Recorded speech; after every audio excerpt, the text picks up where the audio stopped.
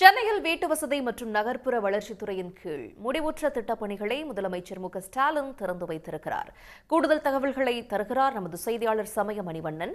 சமயமணிவண்ணன், எவ்வளவு மதிப்பிலான திட்டப்பணிகளை முதலமைச்சர் இன்று திறந்து வைத்திருக்கிறார்? விவரங்கள் என்ன? வணக்கம். சென்னையில் வீட்டு வசதி மற்றும் நகர்ப்புற வளர்ச்சித்துறையின் கீழ் சென்னை பெருநகர வளர்ச்சி குழுமம் சார்பில் மொத்தம் 41,83,00,000 மதிப்பிலான முடிவுற்ற திட்டப்பணிகளை முதலமைச்சர் மு.க.ஸ்டாலின் மக்கள் பயன்பாட்டுக்காக இன்றைய தினம் தொடங்கி வைத்துள்ளார்.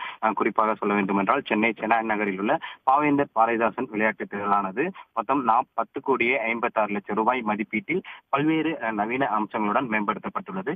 இந்த பாரதிதாசன் விளையாட்டு திடலை பொறுத்தவரைக்கும் இந்த புதுப்பிக்கப்பட்ட பாரதிதாசன் விளையாட்டு திடலில் ஒரு கால்பந்து மைதானம், 2 கால்பந்து பயிற்சி மைதானம், ஒரு கைப்பந்து மைதானம், கூடைப்பந்து மைதானம் என பல்வேறு நவீன வசதிகளுடன் மேம்படுத்தப்பட்டுள்ளது. இந்த புதிய மைதானத்தை முதலமைச்சர் மு.க.ஸ்டாலின் இன்று திறந்து வைத்துள்ளார். தொடர்ந்து அங்கு விளையாட்டி கொண்டிருந்த பயிற்சி மேற்கொண்டிருந்த விளையாட்டு வீரர்கள் மற்றும் வீராங்கனைகளுடனும் முதலமைச்சர் மு.க.ஸ்டாலின் கலந்துரையாடினார். இதனைத் தொடர்ந்து பல்வேறு முடிவுற்ற திட்டப்பணிகளையும் முதலமைச்சர் மு.க.ஸ்டாலின் தொடங்கி வைத்துள்ளார். கோயம்பேடு சந்திப்பில் 10,27,00,000 ரூபாய் மதிப்பீட்டில் பசுமை பூங்கா, அதே போன்று ராமாபுரத்தில் திறந்த வெளி பூங்கா, செங்கல்பட்டு மாவட்டம் பம்மல் ஈஸ்வரி நகரில் விளையாட்டு திடல், தொடர்ந்து வேளச்சேரி மேம்பாலத்தில் சுமார் 4,45,00,000 முடிவுற்ற திட்டப்பணிகள் என கிட்டத்தட்ட மொத்தம் 7 முடிவுற்ற திட்டப்பணிகளை முதலமைச்சர் மு.க.ஸ்டாலின் இன்றைய தினம் மக்கள் பயன்பாட்டுக்காக தொடங்கி வைத்துள்ளார். முதலாவதாக இங்கு பாவேந்தர் பாரதிதாசன் விளையாட்டு திடலை தொடங்கி வைத்தவர் அவர். மற்ற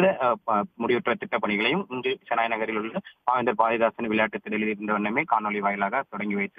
இந்த நிகழ்ச்சியில் அமைச்சர்கள் கே. நேரு, மா. சுப்பிரமணியன், சேகர்பாபு உள்ளிட்டோருடன் சென்னை மாநகர மேயர் உள்ளிட்ட அரசு துறையின் முக்கிய அதிகாரிகள் மற்றும் துறைசார் அலுவலர்கள் ஏற்றனர். விவரங்களுக்கு நன்றி சமயமணிவண்ணன்.